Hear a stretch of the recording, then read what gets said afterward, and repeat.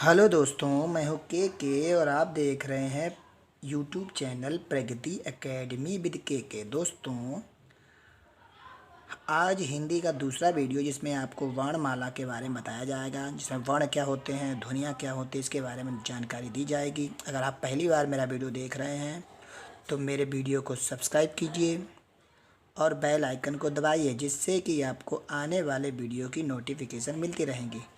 चलिए वीडियो शुरू करते हैं। हम लोग आज वर्ण या फिर ध्वनि और वर्णमाला इनके बारे में सीखेंगे। अच्छा, आपने देखा होगा वर्ण क्या होता है और ध्वनि क्या होती है, इसके बारे में। चलिए शुरू करते हैं। तो ध्वनि या वर्ण। अच्छा, हम लोग जानते हैं कि जब बच्चा पैदा होता है तो शुरुआत में ऐसा तो है नहीं कि वो वर्ण लिखना स्टार्ट कर दे, है ना। लिखना तो स्टार्ट नहीं करता है, पहले क्या करता है, बोलना स्टार्ट करता है ना। कहीं आ बोलता है, कहीं ई बोलता है, कहीं पा बोलता है ना। तो ये जो होते हैं वो होते तो वर्ण हैं, लेकिन क्या कहलाती हैं, वो ध्वनियाँ कहलाती हैं। क्यों कहलाती हैं? क्योंकि वो शुरुआत में लिखता नहीं है, उनको बोलता है ना। तो इसीलिए इसकी परिभाषा बनाई है ध्वनि की कि भाषा का प्राथमिक मौखिक स्वरूप क्या कहलाता है, ध्वनि कहलाती है। ठीक है, भाषा का प्राथमिक मौखिक स्वरूप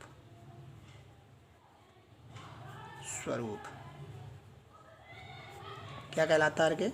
ये भाषा का प्राथमिक मौखिक स्वरूप ध्वनि कहलाती है। लेकिन जब इसी को हम लिखने लगते हैं, यानी हम कह सकते हैं भाषा का प्राथमिक लिखित स्वरूप क्या कहलाता है, वर्ण। भाषा का प्राथमिक लिखित स्वरूप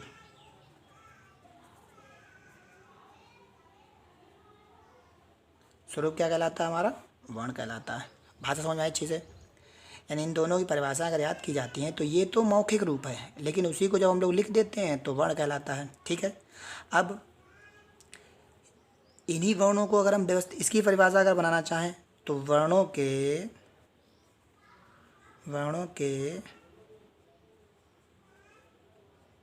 व्यवस्थित समूह को वर्णमाला कहते हैं, है ना। अच्छा, ये भी पढ़ा होगा आपने, वर्णों की कुल संख्या कितनी होती है, 52। या वर्णमाला में कितने वर्ण होते हैं, 52 होते हैं। ठीक है, एक सवाल पूछे तो आप लोग लगा सकते हैं, या ऐसे पूछ लेगा देवनागरी लिपि के आधार पर हिंदी वर्णों की संख्या कितनी है, तो भी 52 ही है। ठीक है, तो चलिए वापस आते हैं वर्ण। हम लोग वर्ण सीखेंगे। वर्ण मोस्टली वर्ण दो ही प्रकार के होते हैं। नंबर 1 होता है स्वर और नंबर 2 होता है व्यंजन, है ना। वर्ण दो प्रकार के होते हैं, नंबर 1 स्वर होता है, नंबर 2 व्यंजन होते हैं। आपने देखा होगा प्रवक्ता की जो किताब होती है उसमें वर्ण को दो ही प्रकार से बांटा गया है। हम लोग सीखेंगे कुछ और टाइप से। तो फिलहाल तो वर्ण अगर पूछे जाते हैं कितने हैं, तो 52 हैं। जिसमें से स्वर पूछे जाते हैं कितने हैं, तो स्वर हम लोग कह सकते हैं 11 या 13। ठीक है, अगर पेपर में आता है कुल स्वरों की संख्या कितनी है, तो आप 11 ही लगाइएगा, 13 मत लगाइएगा। स्वर 11 ही होते हैं। ठीक है, वैसे दिए गए 13 होते हैं। चलिए, व्यंजन कितने हैं? अगर अच्छा 13 ये हो गए तो बचे कितने, 39। 39, है ना। लेकिन अगर व्यंजन आपसे पूछता है तो 33 लगाना या फिर 35 लगाना। तो चलिए, आज हम लोग क्या सीखेंगे इस वीडियो में, स्वर कितने होते हैं और स्वर के वर्गीकरण क्या होते हैं, यानी कितने प्रकार के स्वर हैं, है ना, उनको सीखेंगे। और आगे उसके बाद हम लोग सीखेंगे व्यंजन का प्रकार क्या है और कैसे होते हैं। तो चलिए आगे चलते हैं। अब हेडिंग डालते हैं हम लोग स्वर।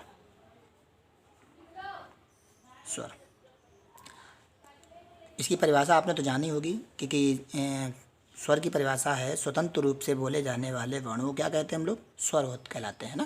जो स्वतंत्र होते हैं वही स्वर हैं। यानी हम छोटी सी बात याद रखेंगे, स्वतंत्र हैं, स्वतंत्र।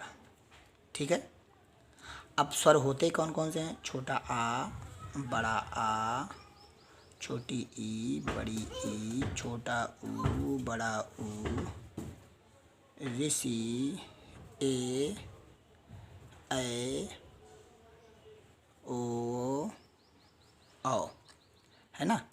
अंग और आहा। गिनो जरा, 1 2 3 4 5 6 7 8 9 10 11 12 13। टोटल 13 स्वर हैं, लेकिन 13 नहीं होते हैं स्वर, स्वर 11 ही होते हैं। ये अंग और आहा हमारे स्वर नहीं हैं, ठीक है। इन्हें रखा तो गया है स्वर में, लेकिन ये स्वर नहीं है। क्यों नहीं है? क्योंकि इन्हें अयोग्य वाह कहा गया है। अयोग्य वाह। अब अयोग्य वाह क्यों कहा गया था? क्योंकि ये ना तो स्वर की कंडीशन को सेटिस्फाइड करते हैं, ना ही व्यंजन की कंडीशन सेटिस्फाइड करते हैं। चलिए मैं अभी बताऊंगा आपको, फिलहाल तो इधर आते हैं। टोटल स्वर कितने दिखा दिए गए हैं? 13, लेकिन हैं कितने? 11। पेपर में अगर आता है तो आप 11 ही लगाइएगा। अब आते हैं, इनको बांटा गया है, स्वरों का वर्गीकरण कैसे किया गया है। कई प्रकार के स्वर हैं। सबसे पहले इनके नाम सीख लेते हैं हम लोग। जो हम लोग इनका उच्चारण करते हैं तो कैसे स्वर होते हैं। इन दोनों का अगर नाम देखा जाए तो इनको अगर आप बोल के देखेंगे तो आ मुँह खुल गया, यानी कंठ से आवाज़ आ रही है ना, तो ये कंठ वाले स्वर हैं, कंठ स्वर, ठीक है। ई को बोलिए ई, तो जीभ देखिए आप तालू पे जा रही है, तो ये तालु है, ठीक है, तालु। छोटा ऊ बड़ा ऊ अगर बोल के देखे तो ऊ ओंठ का प्रयोग हुआ है, तो ये ओष्ठ है, ओंठों का प्रयोग करने के लिए, है ना, ओष्ठ से बोले जाने वाले स्वर। ऋषि, ये बीच में आता है तो ये मूर्धा कहलाएगा, मूर्धा, ठीक है। यानी जीभ जो है दांतों से हल्का पीछे मसूड़ों पर लगती है, इसे मूर्धा कहते हैं। उसके बाद के जितने भी स्वर हैं ये दो दो करके आएंगे और दो उच्चारणों का प्रयोग होगा, मतलब दो चीज़ें उच्चारित होगी। कौन कौन सी? जैसे कंठ तो रहेगा ही रहेगा इसमें, कंठ। और अगर आप देखें इनको ए जी देखिए जरा बोल कर, तो तालू पर लगती है, तो तालू, ठीक है। ओ औ, इनको बोल के देखो जरा, ओ औ, तो ओंठों का तो प्रयोग हुआ है, कंठ रहेगा ही रहेगा, याद रखना, कंठ प्लस ओष्ठ, यानी कंठ और ओठ से बोले जाने वाले वर्ण कौन कौन से हैं इनके? ओ और औ, ये स्वर हैं। अच्छा, इन्हें अयोग्य वाह कहा गया। अयोग्य वाह क्यों कहा गया? क्योंकि ये ना तो स्वर है ना ही व्यंजन है। क्यों स्वर नहीं है? स्वतंत्र रूप से बोले जाने चाहिए थे, लेकिन ये अनुस्वर और विसर्ग की सहायता से बोले जाते हैं, तो इसलिए स्वर नहीं रहे। और व्यंजन कह रहा था स्वरों की सहायता से बोले जाने चाहिए, तो स्वरों की सहायता थोड़ी बोले जा रहे हैं। ये अंग और आहा स्वर तो है नहीं, तो ये स्वरों की सहायता से भी नहीं बोले जा रहे, इसलिए इन्हें ना तो स्वर कहा गया ना व्यंजन कहा गया। लेकिन जगह नहीं थी रखने के लिए, इसलिए स्वर के ख़त्म होने के तुरंत बाद रखे गए हैं और व्यंजन के शुरू होने से पहले रखे गए हैं, ठीक है। अयोग्य वाह। अब इनके नाम पे आ जाते हैं। इनका पेपर में बहुत सारे क्वेश्चन आते हैं, इंपॉर्टेंट भी है ये। अंग का नाम होता है अनुस्वर, इसका नाम होता है विसर्ग, ठीक है। लेकिन अगर बोलने के आधार पर देखा जाए तो इसको अगर हम लोग बोलते हैं तो ये बोला जाता है अनुनासी, और इसको जब हम लोग बोलते हैं तो आहा, यानी पूरा मुंह खुल गया, यानी कंठ से बोले जाने वाला वर्ण है ये, ठीक है। तो हमें समझ में आया कि छोटा बड़ा ये कंठ से बोले जाना ई, तालू से बोले जाने वाला ओ, उ जो है ओष्ठ से, ऋषि जो है मूर्धा, ए कंठ तालु, ओ औ, ये बोल के देखिए आपको बहुत जल्दी से याद हो जाएंगे। तो कंठ ओष्ठ। अंग आहा जो होगा वो अयोग्य वाह है, इसका नाम बहुत इंपॉर्टेंट है, हर परीक्षा में इसका एक सवाल आता है, आपको याद होना चाहिए। अंग कहते हैं अनुस्वर, आहा कहते हैं विसर्ग, अनुनासी है अगर बोलने के आधार पर देखा जाए, और ये कंठ से बोले जाने वाला स्वर है। मेरी बात समझ में आई? तो ये तो जनरली चीज़ें हुई जिनको हम लोग जानते हैं। अब आते हैं स्वरों का और भी प्रकार से वर्गीकरण होता है, वो हम लोग सीखेंगे आगे, ठीक है। चलिए आगे चलते हैं हम लोग। स्वरों का वर्गीकरण करते कैसे हैं? अब देखिए, रचना के, अभी तक तो मैंने पहले वाला टॉपिक पढ़ाया, उसमें कौन कौन से स्वर थे, कैसे बांटे गए थे। अब इसी के आगे बढ़ते हैं। तो रचना के आधार पर क्वेश्चन आता है, रचना के आधार पर स्वर कितने प्रकार के कितने प्रकार बांटा गया है। मात्रा के आधार पर स्वर को कितने प्रकार बांटा गया है, या भी जीभ के प्रयोग के आधार पर स्वर को कितने प्रकार से बांटा गया है ना, ये ऐसे करके पूछ सकता है। ओठों की स्थिति के आधार पर पूछ सकता है, ये तो मुख द्वार भी है ना। तो शुरू करते हैं। रचना के आधार पर स्वरों को 3 भागों में बांटा गया है। नंबर फर्स्ट है मूल स्वर, नंबर 2 है दीर्घ स्वर, और नंबर 3 है संयुक्त स्वर, अब इसका क्वेश्चन काफ़ी आ रहा है, संयुक्त स्वर। ठीक है। अच्छा, मूल स्वर क्या होते हैं? मूल स्वर जिनकी केवल एक मात्रा होती है। मूल स्वरों की संख्या कितनी है? 4 है। छोटा आ, छोटी ई, छोटा ऊ और ऋषि। ये 4 जो है मूल स्वर की श्रेणी में आते हैं, क्योंकि इनकी केवल छंद में एक मात्रा होती है। ठीक है। ये दीर्घ स्वर क्या कहलाते हैं? दीर्घ स्वर जो दो समान स्वरों से मिलकर बनते हों, वो दीर्घ स्वर कहलाते हैं। दो समान स्वर, जैसे छोटा आ और बड़ा आ मिल जाए, या बड़ा आ मिल जाए, ऐसे करके जो मिलकर बनाते हैं वो दीर्घ स्वर कहलाते हैं। यानी बड़ा आ दीर्घ स्वर है, बड़ी ई दीर्घ स्वर है और बड़ा ऊ दीर्घ स्वर है। ठीक है। संयुक्त स्वर क्या होते हैं? दो अलग अलग स्वरों से मिलकर जो स्वर बनते हैं वो संयुक्त स्वर कहलाते हैं। आप अभी मैं आपको संधियाँ पढ़ाऊंगा तब इसमें समझाऊंगा संयुक्त स्वर होते कौन से हैं। ठीक है। तो फिलहाल तो ए और ए, ओ और औ, ये 4 जो आते हैं वो संयुक्त स्वर आते हैं, क्योंकि ये दो अलग अलग स्वर से मिलकर बनते हैं। मेरी बात समझ में आई? ये दो समान स्वरों से मिलकर बनते हैं। कोई भी छोटा छोटा बड़ा आ मतलब जिनकी मात्राएं उच्चारण जो एक जैसे होते हैं उनके हिसाब से बनते हैं। ई यानी ई से मिलकर ही ई बनाएं, ऊ से मिलकर ही ऊ बनाएं, बड़ा ऊ। तो ये तीनों हैं दीर्घ, ये संयुक्त है। आगे बढ़े। चलिए, मात्रा के आधार पर स्वरों को भी 3 प्रकार से बांटा गया है। इनको आपको याद रखना बड़े अच्छे से। अगर आप याद कर लेते हैं तो भरोसा रखिए आपके क्वेश्चन परीक्षा में छूटेंगे नहीं। चलिए, मात्रा के आधार पर स्वर कौन कौन से हैं? नंबर 1 है ह्रस्व स्वर, नंबर 2 है दीर्घ स्वर, ठीक है, और नंबर 3 है प्लुत स्वर। ठीक है। ह्रस्व स्वर क्या होता है? जो बहुत छोटा होता है, जो बच्चा पैदा होता है उसे ह्रस्व कहलाता है। यानी जो शुरुआत में सबसे छोटे होते हैं, जिनका उच्चारण काल बहुत छोटा होता है, वो ह्रस्व कहलाता है। छोटा आ, छोटी ई और छोटा ऊ। ठीक है। क्योंकि वीडियो में ज़्यादा बोल नहीं सकता हूँ, बहुत बड़ा वीडियो हो जाएगा। मैं क्वेश्चन को ज़्यादा कोशिश करूँगा कि टॉपिक को कम शब्दों में ज़्यादा समझा सकूँ आपको। ठीक है।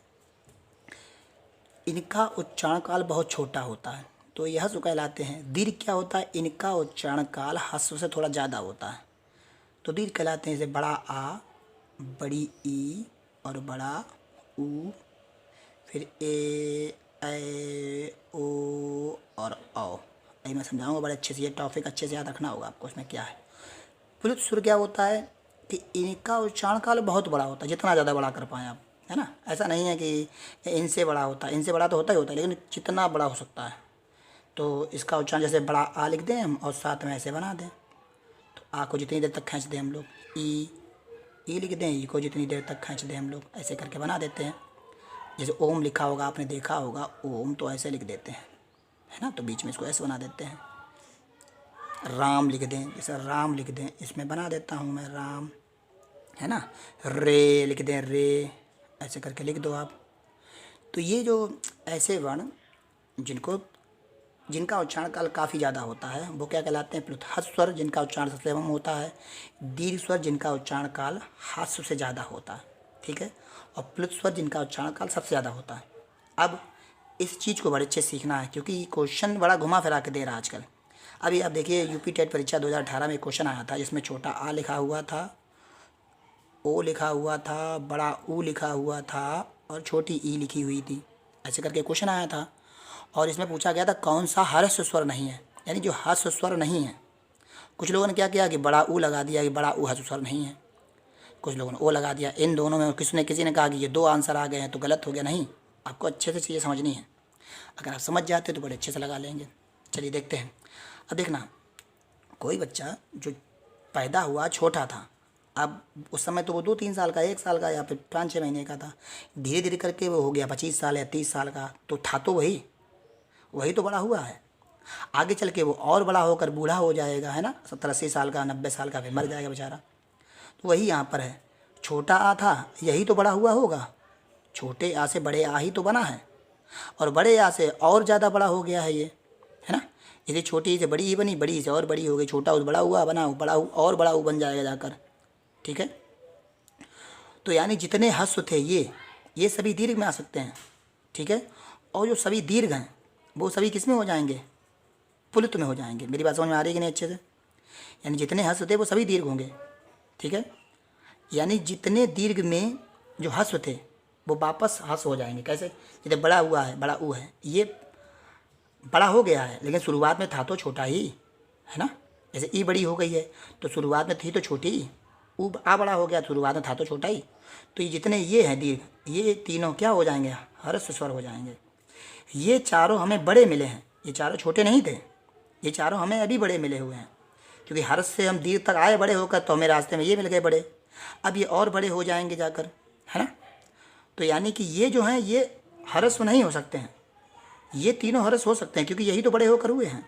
ऐसे यहाँ पर अगर देखा जाए ध्यान से तो छोटा आ ठीक हर्ष है ना, छोटा ऊ जो था बड़ा ऊ बन गया हर्ष में। अब यही तो वापस हर्ष था, यानी छोटा ऊ था, तो ये भी हर्ष स्वर हो सकता है, यानी ये नहीं होगा। तो परीक्षा में ये आंसर लगाना था, बहुत से लोग ऊ लगाया होंगे बड़े वाले, है ना। तो ये चीज़ समझ में आई। ऐसे यहाँ पर है, अब देखो आ था उसको और बड़ा कर दिया, जो ओम है तो हमने किसको खींचा है? ओ को खींचा है खूब। तो ये जो ओ है ये था तो दीर्घ, था तो दीर्घ, लेकिन हो क्या गया? प्लुत, यही वापस क्या हो जाएगा? दीर्घ। आगे देखते हैं। जीभ के प्रयोग के आधार पर स्वर होते हैं 3 प्रकार के। नंबर 1 है अग्र स्वर, नंबर 2 है पश्च स्वर, और नंबर 3 है मध्य स्वर। ठीक है। अच्छा, अग्र स्वर क्या होते हैं? अग्र स्वर वो होते हैं जिनमें बोलते समय जीभ का आगे का हिस्सा प्रयोग होता है, मतलब जीभ पतली हो जानी चाहिए। ठीक है, आगे का हिस्सा प्रयोग करना होगा। आप बोल के देख लो, आप ई है ना, जीभ पतली हो गई तो दोनों ई, और ए, तो ये कौन कौन से? ए और ए, ये 4 जो हैं वो कौन से कहलाएंगे? के अग्र स्वर कहलाएंगे। मध्य स्वर याद कर लीजिए। मध्य स्वर में जिसमें जीभ का बीच का हिस्सा प्रयोग होता है। अब जीभ का बीच का हिस्सा केवल छोटे आ में प्रयोग होता है ना। ये 2 चीज़ें हमें याद हो जाएंगे अच्छे से। बाकी जो रह जाएगा वो किस में आ जाएगा? हमारा पश्च स्वर में। पश्च स्वर में क्या क्या आता है? इसमें रह जाएगा बड़ा आ, छोटा ऊ, बड़ा ऊ, और ओ और औ। ऋषि का प्रयोग इसमें नहीं होता है। ठीक है, तो इतने स्वर किस में आ जाएंगे? हमारे जीभ के प्रयोग के आधार पर में अग्र स्वर में 4 हैं। आगे बढ़ते हैं। अब हम लोग देखते हैं मुख द्वार के आधार पर स्वरों का वर्गीकरण। मुख द्वार के आधार पर स्वर को 4 भागों में बांटा गया है। नंबर 1 है बिब्रत, नंबर 2 है संवृत, नंबर 3 है अर्धविव्रत, और नंबर 4 है अर्ध संवृत। ठीक है, तो ये 4 प्रकार से हैं। आपको याद बड़े अच्छे से हो जाएंगे। एक बार केवल आपको बार बार वीडियो को देखना है, वीडियो को देखते रहिए, 1-2 बार आपको ये अच्छे से याद हो जाएंगे। चलिए, अच्छा, विव्रत माने ये वी बना रहा है। अगर ध्यान से देखें तो विव्रत माने वी माने खुला हुआ है। विव्रत देखो वी बन रहा है, वी माने खुला हुआ। तो जिन स्वरों को बोलने में मुख द्वार खुल जाए, यानी मुंह पूरा खुल जाए, तो क्या कहलाएंगे? विव्रत ले जाए। आप बोल के देख लो, आप अपने स्वर ऊपर दे रखे उसमें बोल के देख लीजिए आप कौन कौन से स्वर ऐसे हैं जिनको बोलने में मुंह खुल जाएगा, है ना। तो देख लो आप, आ, है ना, यानी केवल ये बड़ा आ जो है जिसको अगर हम बोलें तो मुंह पूरा खुल जाए। आ तो छोड़ा खुल रहा है लेकिन पूरा मुंह खुल जाना चाहिए, तो बड़े आ में ही पूरा मुंह खुल जाता है। ठीक है। संव्रत माने सब बंद, संव्रत अगर ध्यान से देखें लैंग्वेज मिल रही है संबंध, है ना, तो यानी मुंह बंद रहना चाहिए। जिन स्वरों को बोलने में मुंह बिल्कुल बंद रहता है लगभग, है ना, तो वो संव्रत कहलाते हैं। अब ऐसे कौन कौन से हैं बोल के देख लो आप। हमने देखा कि ऊ बोलें, ऊ ई बोलेंगे तो अंदर जो है जीभ बंद कर रही मुंह को। ऊ जो है ओंठों से पूरा मुंह बंद हो रहा है, तो छोटी ई और बड़ी ई जो है, और छोटा ऊ और बड़ा ऊ जो है वो कैसे हमारे संव्रत हो गए। ठीक है। अर्धविव्रत का मतलब होता है मुंह खुला तो रहे लेकिन आधा मुंह खुला रहना चाहिए। विव्रत माने बी माने आधा खुला हो मुंह। तो जिन वर्णों को बोलने में मुंह आधा खुला रहता है वो अर्धविव्रत स्वर कहलाते हैं। जैसे छोटा आ और ए और औ, ये 3 जो हैं वो केवल ये 2 तो आपको याद हो जाएंगे, ये केवल याद करना है। उसके बाद जो बच गया ए और ओ, ये किस में आ जाएगा हमारा? अर्धसंवर्त का मतलब होता है आधा बंद। ठीक है।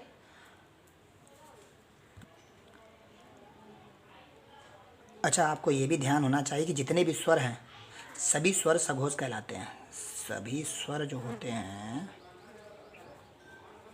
सघोष कहलाते हैं, सघोष। ठीक है। इसके बाद आपको व्यंजन पढ़ाऊंगा मैं अगले वाले वीडियो में। इस वाले वीडियो में केवल स्वर का वर्गीकरण अच्छे से पढ़ाया था मैंने। एक बार मैं फिर जल्दी जल्दी बता दूंगा आपको 1 मिनट में कि स्वर होता क्या है। मैंने आपको पढ़ाया था कि वर्ण और ध्वनि क्या होते हैं। वर्ण के बारे में, ध्वनि के बारे में बताया था कि भाषा का प्राथमिक मौखिक स्वरूप ध्वनि कहलाती है, लेकिन जब इसको हम लोग लिख देते हैं तो प्राथमिक लिखित स्वरूप जो हो जाता है वर्ण कहलाता है। कुल वर्णों की संख्या हमारी कितनी थी? 52 थी। ठीक है।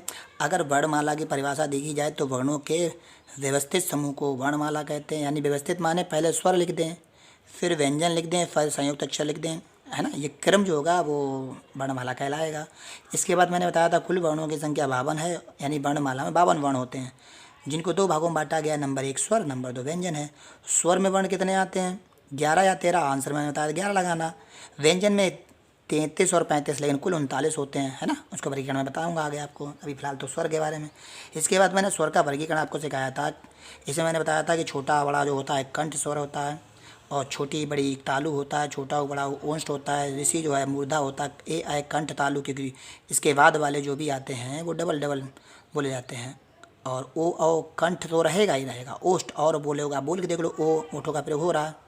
इसके बाद ये इंपॉर्टेंट अंग रहा, इनके नाम थे अयोग्य भाव। पहला वाला था अनुस्वर, दूसरा वाला विसर्ग था, लेकिन जब इसके नामकरण किया गया तो इन्हें अनुनासिक कहा जाता है, हिमेश रेशमिया वाले, है ना। और दूसरा वाला जो है कंठ से बोले जाने वाला वर्ण। इतना मैंने आपको पढ़ाया। इसके बाद मैंने आपको बताया है कि स्वरों का वर्गीकरण करते कैसे हैं। अब स्वरों के वर्गीकरण में रचना, बनावट और व्युत्पत्ति के आधार पर स्वर कितने प्रकार के थे? 3 प्रकार के। 3 प्रकार कौन कौन से? मूल स्वर, दीर्घ स्वर और संयुक्त स्वर। अगर क्वेश्चन आता है मूल स्वरों की संख्या कितनी है तो 4 है ना। छोटा, छोटी, छोटा ऊ और ऋषि, जिनकी 1 मात्रा होती है, इनकी 2 मात्राएं, बाकी सबकी 2 ही मात्रा होती हैं फिलहाल, लेकिन मूल स्वर 4 ही है। उसके बाद दीर्घ स्वर बताया था मैंने, बड़ा आ, बड़ी ई, बड़ा ऊ। यानी मूल दीर्घ स्वर में बता चुका हूँ कि 2 समान स्वरों से मिलकर बनते हों, है ना, एक ही उच्चारण वाले स्वर हों। संयुक्त स्वर क्या होता है? 2 अलग अलग स्वरों से मिलकर बनते हो, संयुक्त स्वर कहलाते हैं। ठीक है। उसके बाद मैंने बताया मात्रा या उच्चारण के आधार पर स्वर कितने प्रकार के? ये भी 3 प्रकार के होते हैं। कौन कौन सा? ह्रस्व स्वर, दीर्घ स्वर और प्लुत स्वर। ह्रस्व स्वर कौन से होते हैं? छोटा, छोटी, छोटा ऊ, है ना। उसके बाद दीर्घ स्वर बड़ा, बड़ी, बड़ा ऊ। मैंने कहा था ये जो छोटा होता है वही बड़ा बनता है, आगे चल के वही बूढ़ा हो जाता है, ये बताया मैंने आपको। तो यानी ये वाले और ये वाले, ये दोनों ह्रस्व हैं, ये वाला आके दीर्घ हो जाएगा। ठीक है। दीर्घ वाला ये ह्रस्व हो जाएगा, लेकिन ये जो दीर्घ हैं ये ह्रस्व नहीं होंगे, क्योंकि ये बने नहीं हैं, ये बने मिले हैं बाद में। उसके बाद मैंने कहा था जितने भी दीर्घ हैं वो प्लुत हो जाएंगे, सारे प्लुत हो जाएंगे। ठीक है। वापस इन्हें हम दीर्घ कह सकते हैं। आगे चलते हैं। इसके बाद मैंने बताया जीभ के आधार पर 1, 2, 3 प्रकार के होते हैं। अग्रस्वर, पश्च स्वर और मध्य स्वर। अग्रस्वर याद कर लेना कौन सा? छोटी, छोटा ऊ, छोटी, बड़ी ए है ना। इन्हें बोलने में जीभ का आगे का हिस्सा प्रयोग होता है, मध्य में जीभ का बीच का हिस्सा प्रयोग होता है, छोटा आ। ये 2 याद कर लो, बचा हुआ अपने आप याद हो जाएगा। ठीक है। उसके बाद मुख द्वार के आधार पर मैंने बताया था विव्रत, समृत, अर्धविव्रत और अर्धसमृत। विव्रत माने बी माने मुँह खुला, तो केवल बड़े आ को बोलोगे ही तो मुँह खुल पाएगा, और किसी मुँह पूरा नहीं खुलेगा जिसमें पूरा मुँह खुल जाए। समृत जिसमें लगभग मुँह बंद रहेगा, तो छोटी, बड़ी, छोटा ऊ, बड़ा ऊ। अब ऐसा मत बोलना छोटी, बोलो ई, तो जीभ ने अंदर मुँह बंद कर दिया है ना। ऐसे ऊ, ओठों ने मुँह बंद कर दिया है। इसके बाद मैंने इतने बताए थे। आज के बाद अर्धविव्रत में क्या था? जिसमें आधा मुंह खुला रहे, तो आ, ए, औ। ठीक है। ओ, और सॉरी ये औ होगा, नॉट ओ। तो इसके बाद आते हैं अर्धसमृत। अर्धसमृत में ए और ओ जो होंगे वो अर्धसमृत कहलाएंगे जाकर। मेरी बात समझ में आई? तो यानी कि मुख द्वार के आधार पर 4 प्रकार के, जीभ के आधार पर प्रयोग के आधार पर 3 प्रकार के, मात्रा के आधार पर 3, और रचना के आधार, बनावट, व्युत्पत्ति के आधार पर ही 3 प्रकार के होते हैं। ये स्वरों का वर्गीकरण है। और मैंने बताया था कि सभी स्वर जो क्या होते हैं? सघोष होते हैं। ठीक है। इसके बाद वाले वीडियो में आपको व्यंजन का वर्गीकरण मिलेगा, जिसको आप अच्छे सीखेंगे। और भरोसा रखिए, अगर आपने इतना सीख लिया तो आपका क्वेश्चन परीक्षा में नहीं छूटेगा। अगर आपको मेरा वीडियो पसंद आया हो तो प्लीज़ वीडियो को लाइक कीजिए और शेयर कीजिए। धन्यवाद।